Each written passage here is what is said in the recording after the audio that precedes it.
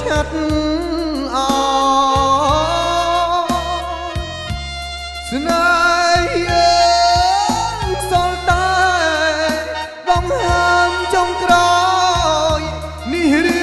អំណោយសែនមកភ្នោបង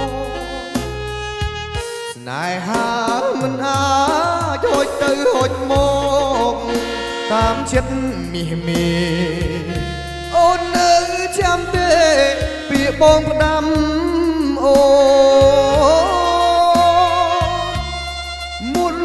ស្នេហ៍ត្រូវសើបប្រវត្តិគេផង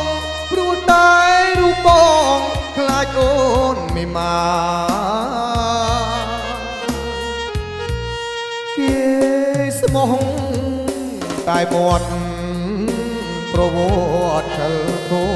ចដើមក្រូចផ្លែក្រូចដើមស្វាយផ្លែស្វាយពេលនេះអង្គខ្លាយទៅជាបាយរូបអូនបងកាយស្ដាយមានន័យអ្វីបំណាច់នឹងប្រត់ចូលវត្តកាន់សើជិលស្ដាយស្រណោះទៅផ្ទះវិញចុងកុំមកទៀតអីឬមករកបងឬមកចាប់ត្រីយំស្ដាយធ្វើអ្វីអង្គនៃហើយអូ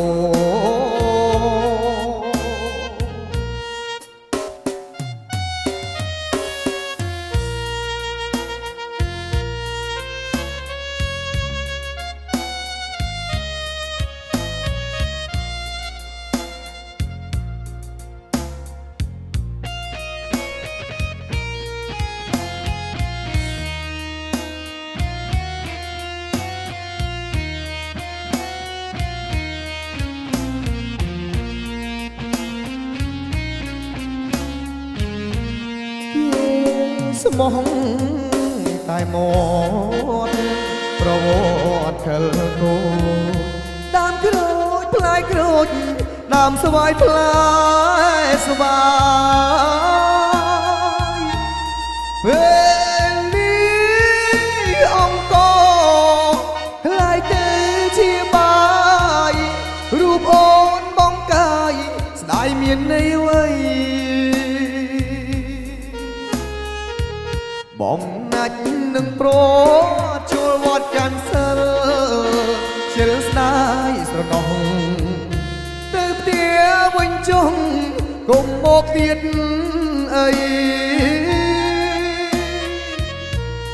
ឬមករកបងឬមកចាប់ត្រីយំស្ដាយធ្វើអ្វីអង្គនៃហើយអូជឿ